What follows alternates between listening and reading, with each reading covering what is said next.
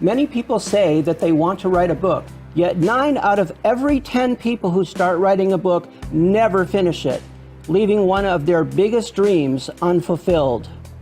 So, what is it about the 1 in 10 people who do finish writing their book? What do they have, and what drives them to complete their books, their plays, and their songs? Welcome to the Editor's Desk, where we explore their writing experiences, their motivations, and their struggles. And now, here are your hosts, author, writing coach, and self-publishing guide, Lynn Everard, and author, Louise Gomez.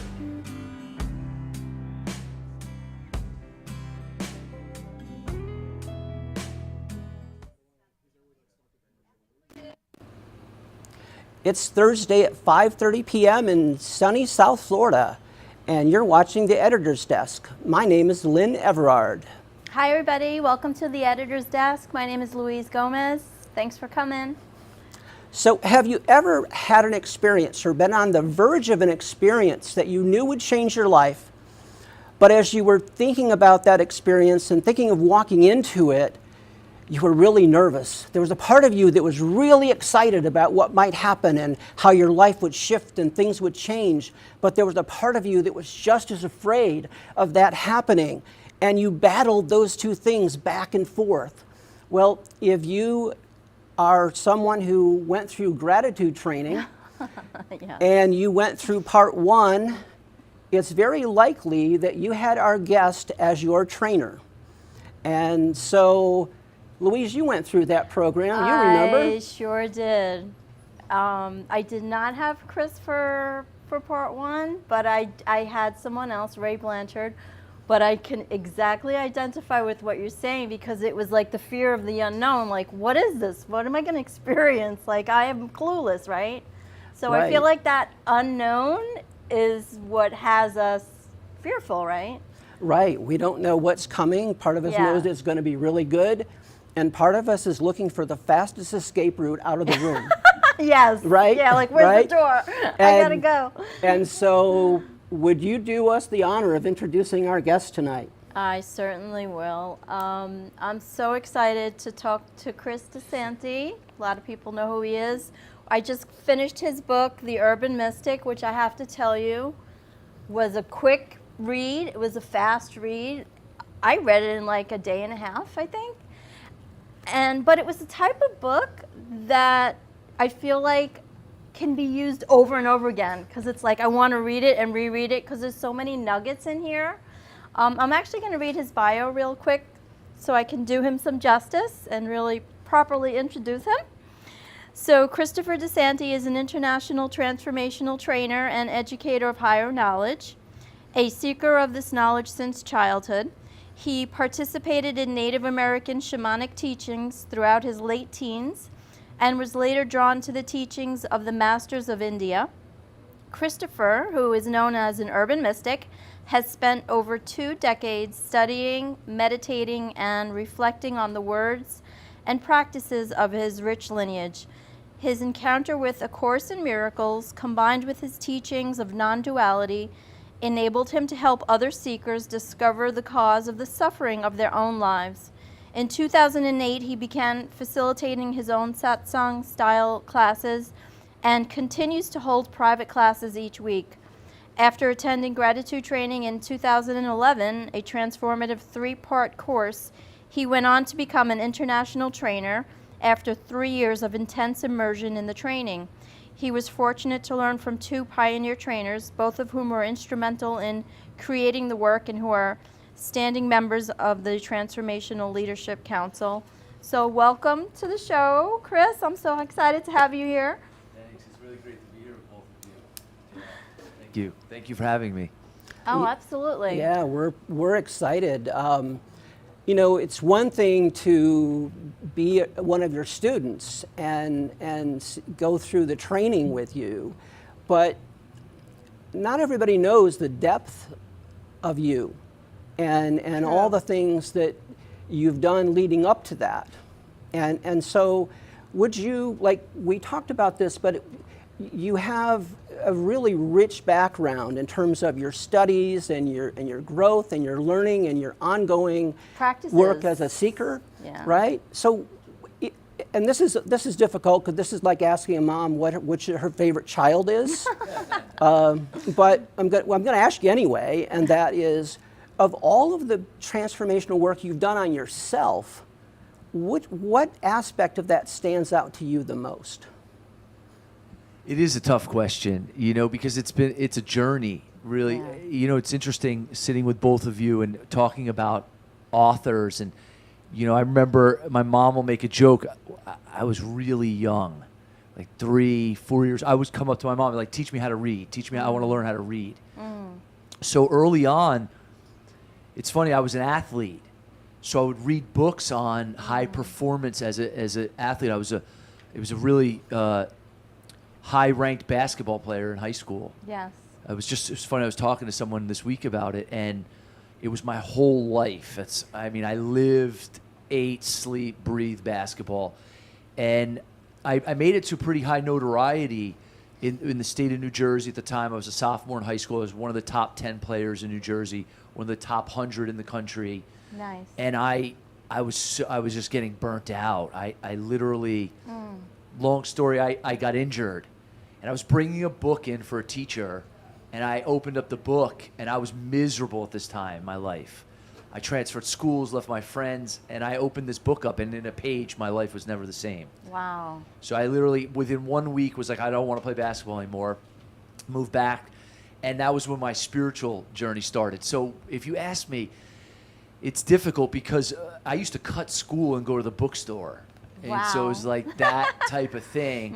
Even when I was in college, I wouldn't even read the books for my courses. I would do enough to get by as a student, a B student, but I was obsessed with teachings like Ram Dass, like the teachers from India. If you were going to ask me, it's really difficult because the trainings have been so impactful in that Course in Miracles. So it's tough. I It's love a compounding of everything, right? Yeah, it's really Layered. difficult. I wouldn't Yeah. select one of them. They all gel together Sure. and have similarities and differences. So it is tough. I will say this: love Course in Miracles. I've been facilitating every week for about a third of my life, almost 15 years. Wow. I love the trainings. They're different. All these are different ways, I feel like, of pointing at the Sure. same inherent truth that we're all, seeking. So I don't know if that necessarily answers the question, but I Yeah. think you get, an idea. Yeah. But I want to personally thank you. And the reason being is because I did gratitude and then I enrolled my family, and I have 3 boys, and it completely changed the trajectory of my boys and their lives and future generations because of the training. So that training was so impactful that till this day, it's something that is used. It's something that is they're still cognizant of, and it's just a level of awareness. Like once you stretch, you can't go back, right? So I want to personally thank you for that because you played a huge role in that. Thank you. Yeah. So definitely want to thank you, and I really do love the book because, especially the end. What I loved about the end is you had like these little vignettes. I was like, this is perfect. These are like little hacks. Like, okay, I got to put my glasses on. Hold on. Like, okay, borrow time. And you just had like all these little hacks, like instant shift, freedom from conflict. I was like, these are so amazing because it's like in a page or a page and a half or less, you kind of gave like a hack. So I really loved that. And I also really loved how it's just something like I could pick up and just keep reading because I feel like no matter how many times I pick it up, I'm always going to get value from it, honestly. So I want to thank you for doing such a great job on that. Thank you. Yeah, I appreciate that. Yeah. Yeah. Thank you. I this to me, this had more nuggets than a McDonald's chicken factory, right? It just really amazing. So I picked out several things that really I did too. caught You my got- attention. Awesome. And one of them is a statement that says, I am truly rich because of how I see life, not because of how I can control it.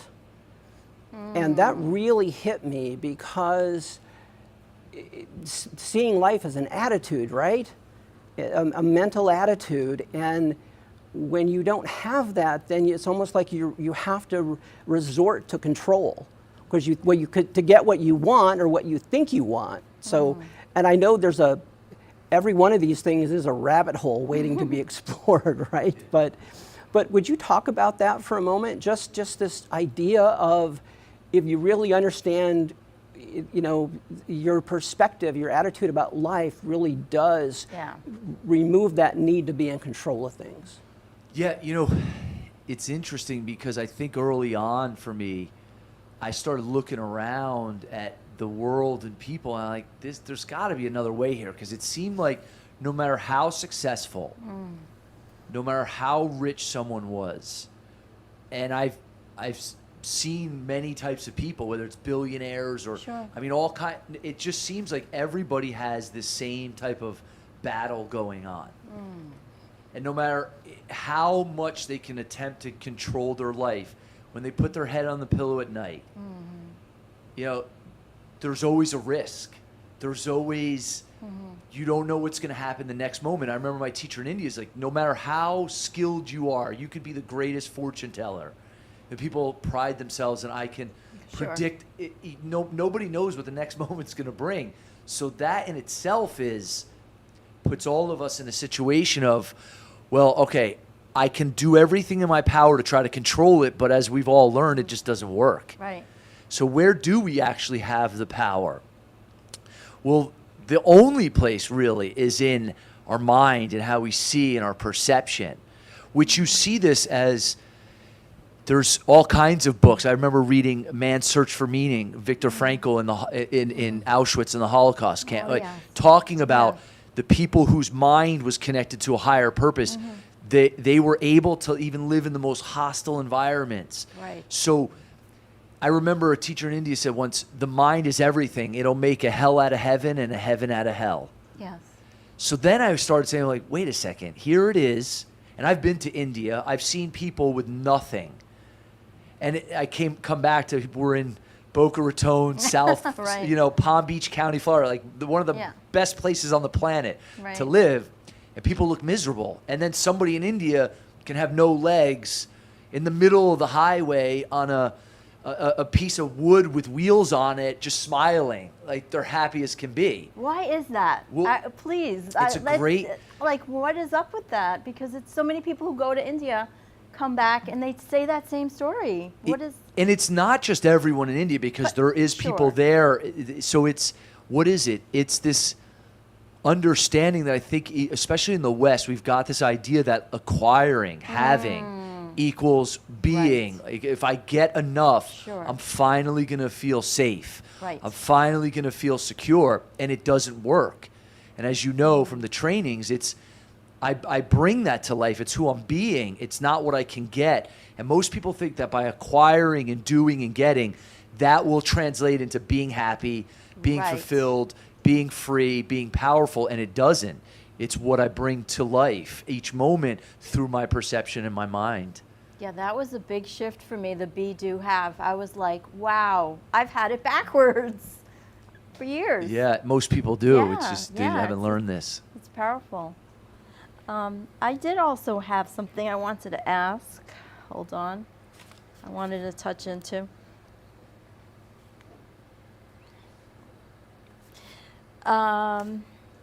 You said, when I stopped searching for what I thought I wanted and listened to the inner voices, life showed up in a way greater than I had thought.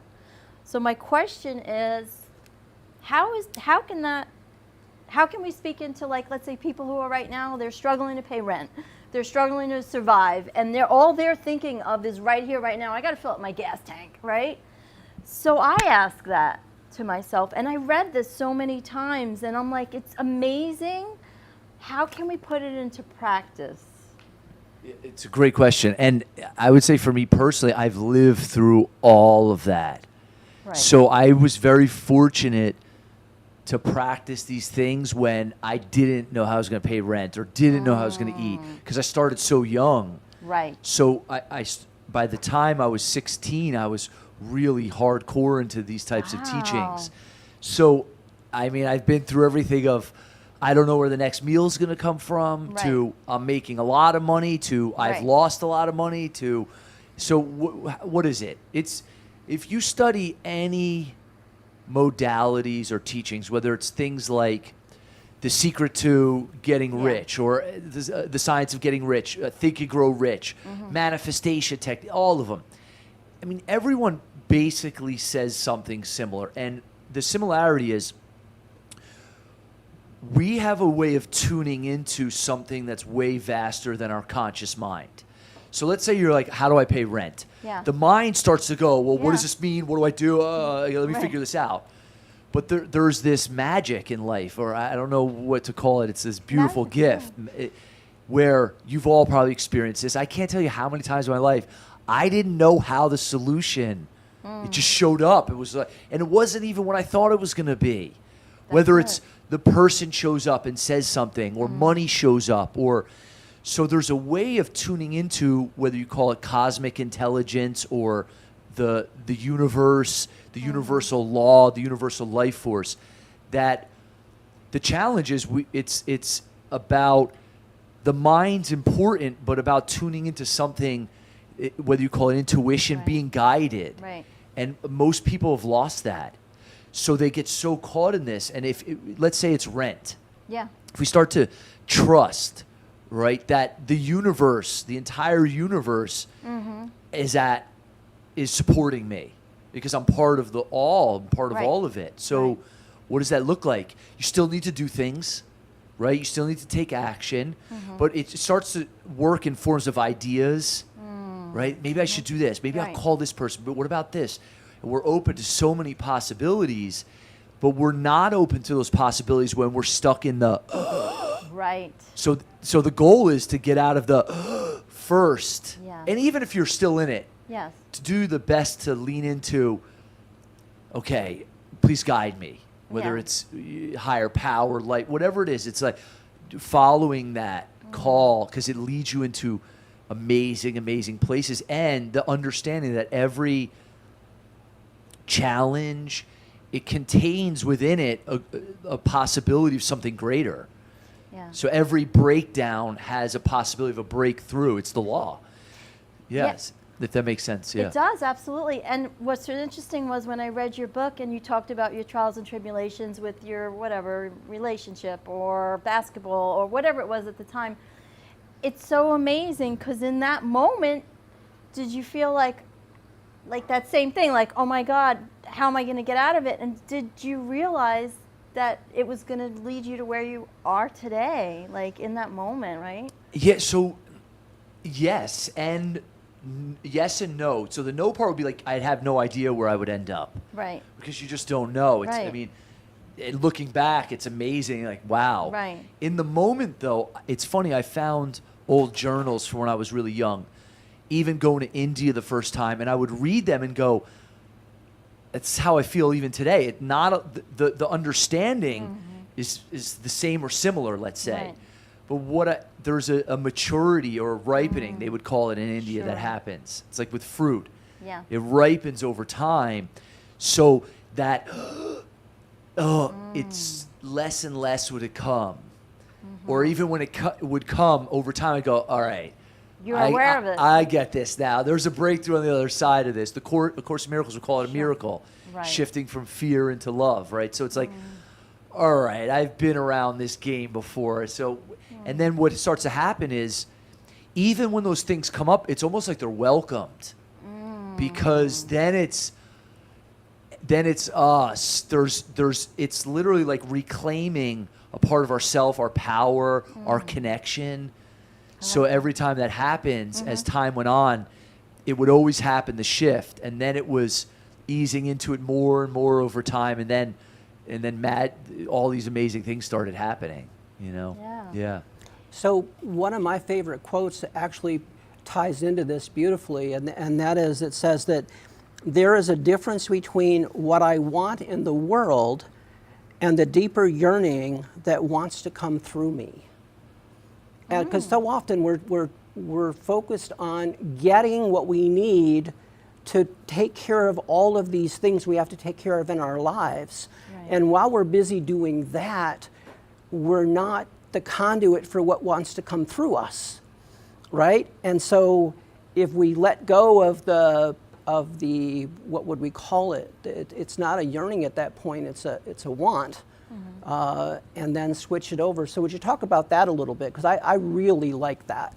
Yeah, you know, you could see that for most of, there's a lot of conditioning from childhood for all of us. If I could just get this, get that. Right. And then you start to get these things and you're going, did I even want that? Or luckily, a lot of the things that I was seeking after, I didn't get.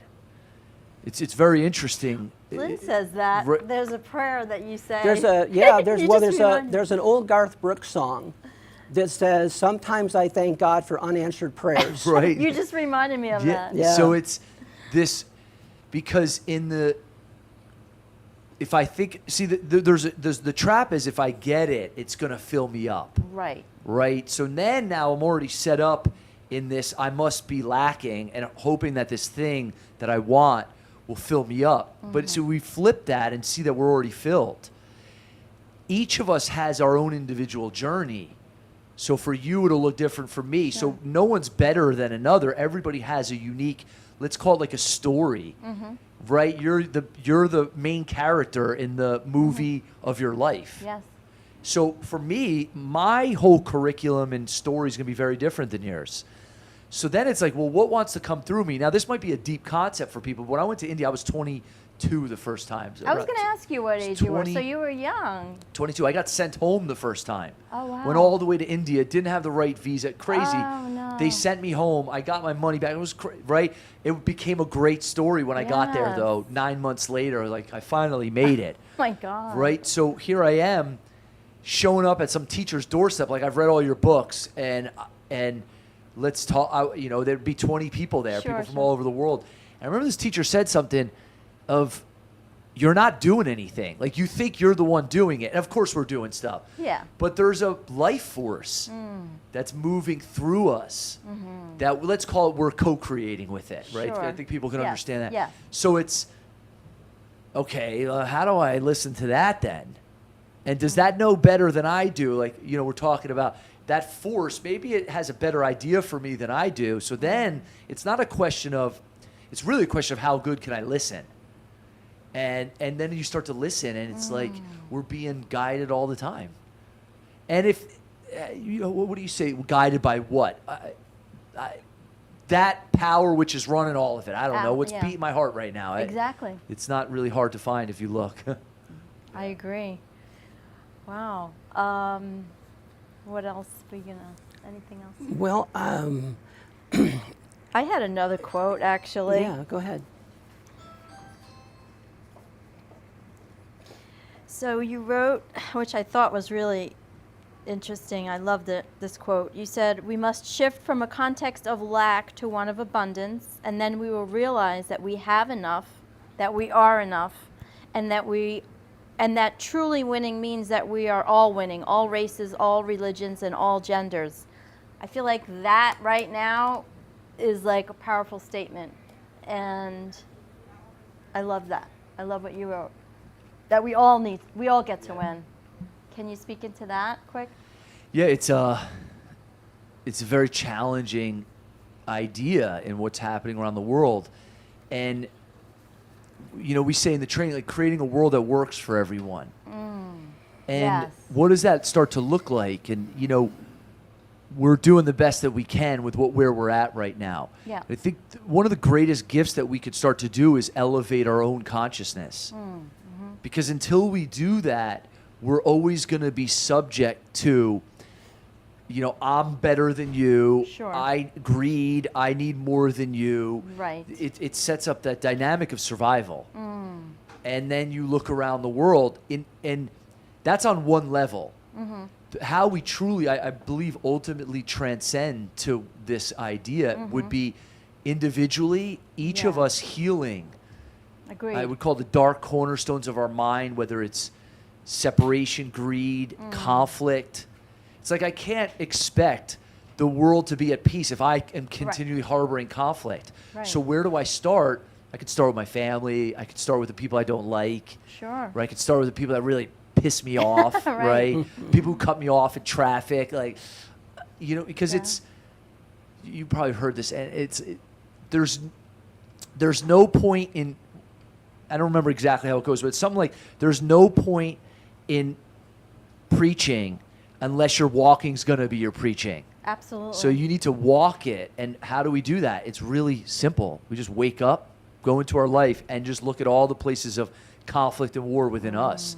And if everybody started doing that more and more over time, what would happen? And you're starting to see some of it. I feel on the like you're right. I feel like it's slowly starting to shift. You'd start to see families heal, like you're talking about. You'd start to see generation after generation, people cleaning up the messes from people that came before them. Right. And we would just, over time, raise our consciousness. And that's ultimately how true change will be made.